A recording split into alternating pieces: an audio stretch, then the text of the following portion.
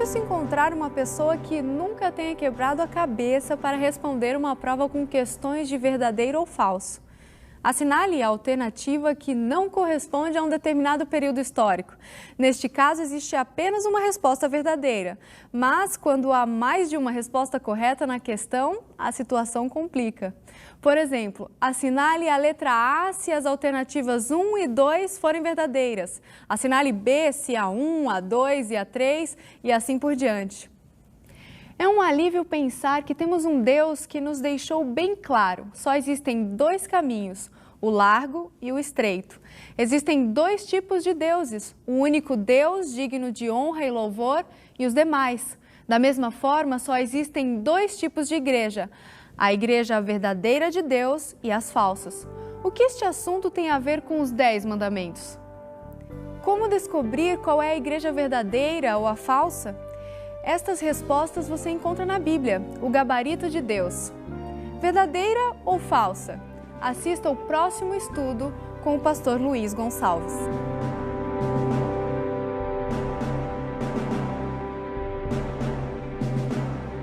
Olá, tudo bem? Hoje vamos fazer um estudo muito importante. Fique bem atento, porque hoje Deus vai falar muito forte ao seu coração. Jesus disse que existem dois caminhos. Um estreito, que leva ao céu, e o outro largo, que leva à perdição. Mateus capítulo 7, versos 13 e 14, está na Bíblia. Em toda a Bíblia, vemos esses dois caminhos. Por exemplo, luz e trevas, Deus e o diabo, Abel e Caim, céu e inferno, salvação e perdição, ovelhas e bodes, trigo e joio, igreja verdadeira e igreja falsa. Selo de Deus, selo da besta. Apocalipse 12 e Apocalipse 17. Jerusalém e Babilônia, cordeiro e dragão, vida e morte. Em Provérbios 14, verso 12, o sábio Salomão fala que há caminho que ao homem parece direito, mas no fim dá em caminhos de morte. Chegamos à conclusão de que existe somente uma igreja verdadeira. Qual é esta igreja? A Bíblia fala a esse respeito? Sim, claro que sim. É claro que a Bíblia Sagrada fala e fala muito mais do que podemos imaginar. Aqui em Apocalipse 12, 17, a Bíblia é clara ao dizer exatamente o que eu vou ler agora com você. Diz assim: irou-se o dragão contra a mulher e foi pelejar com os restantes de sua descendência, os que guardam os mandamentos de Deus e têm o testemunho de Jesus. Aqui estão as duas principais características da Igreja de Deus na Terra. Se fizermos uma análise da história, vamos perceber que o povo de Deus, em todos os tempos, seguiu esse princípio bíblico.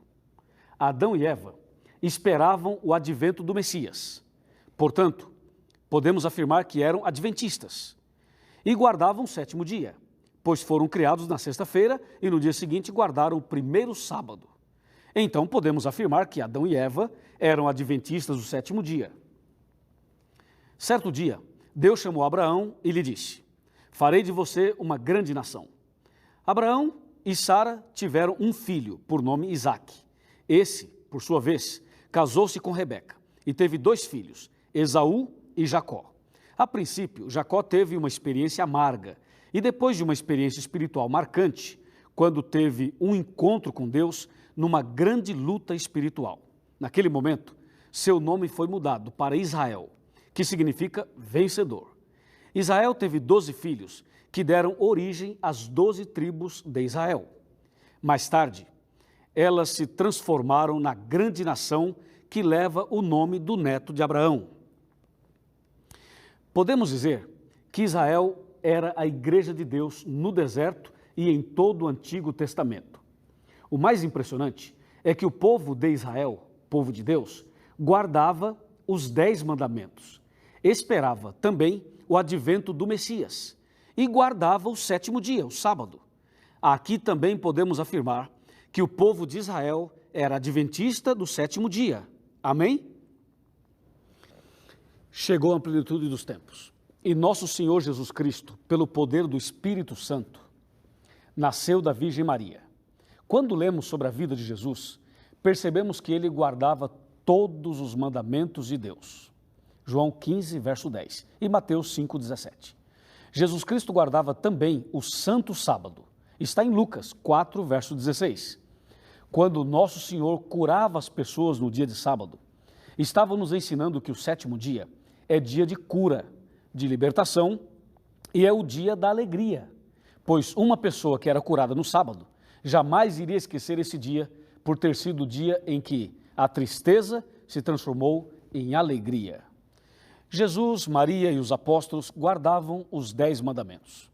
É bom lembrar que Jesus era judeu. Jesus estabeleceu o cristianismo e este deveria passar por 7 fases. Nos capítulos 1, 2 e 3, o Apocalipse fala dessas fases quando descreve as 7 igrejas. Éfeso, a primeira fase, foi do ano 31 até o ano 100 depois de Cristo. A segunda, chamada Esmirna, representa o período do ano 100 ao ano 313. Até então, a verdade dos tempos dos profetas continuava firme, apesar das perseguições e lutas dos cristãos. A partir de 313 até 538, a fase de Pérgamo, aconteceram coisas horríveis, como a tentativa de mudança do 4º mandamento, que requer a guarda do sábado para o primeiro dia da semana, que apresenta o domingo como dia santo. Isto se deu no dia 7 de março do ano 321, por decreto do imperador romano Constantino o Grande. Por volta do ano 380, Constantino e Teodócio estabeleceram as bases doutrinárias para o surgimento do catolicismo, que mais tarde confirmou o domingo como dia do Senhor e colocou isto no mandamento do catecismo romano. Esse decreto foi aceito e é seguido até hoje pelos protestantes em geral. No ano 538, o bispo de Roma recebeu a autoridade suprema para dominar não apenas religiosamente, como politicamente.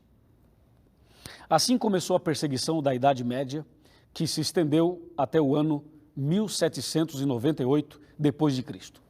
Esse período é apresentado no Apocalipse como Tiatira, ou a fase escura da história cristã, porque a verdade foi lançada por terra e a mentira prosperou, como dizia o profeta Daniel no capítulo 7, versículo 25, também no capítulo 8, verso 12 e no 7, verso 21. O profeta João também confirma isso em Apocalipse 12, 6 e 12, 17.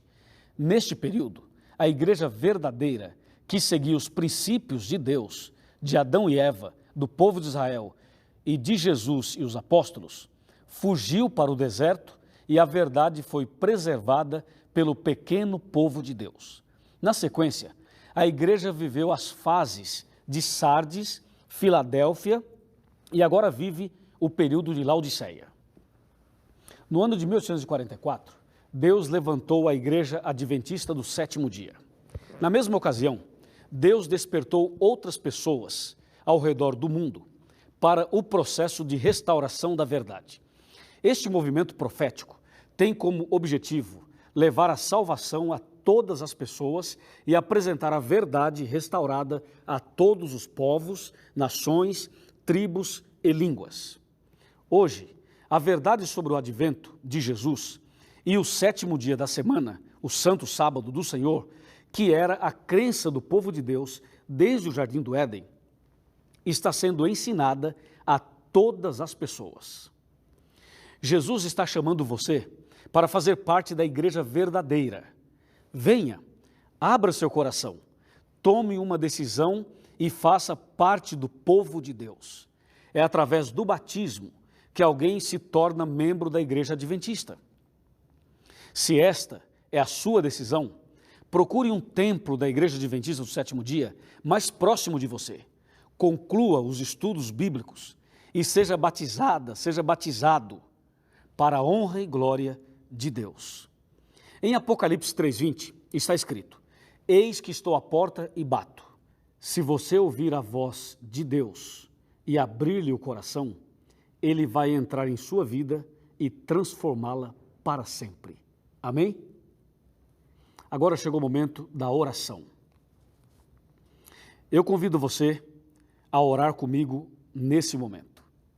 Mas para você entender uma coisa que eu acho que ficou uma dúvida na sua cabeça, eu quero dizer o seguinte: quando eu disse que Adão e Eva, os profetas e o povo de Israel eram adventistas do sétimo dia, só quero que você entenda uma coisa. Eram adventistas porque esperavam a vinda do Messias. Quem aguarda a vinda de Jesus, a volta de Jesus, é adventista. Do sétimo dia, porque eles guardavam o sábado. Entendeu agora? E é por isso que nós somos adventistas do sétimo dia. E é por isso que vamos orar agora, para que a sua decisão seja selada pelo Espírito Santo para sempre. E para esta oração, eu convido você a ajoelhar-se comigo. Oremos. Senhor, nosso Deus e nosso Pai, obrigado porque hoje estudamos um pouco mais a Tua Palavra.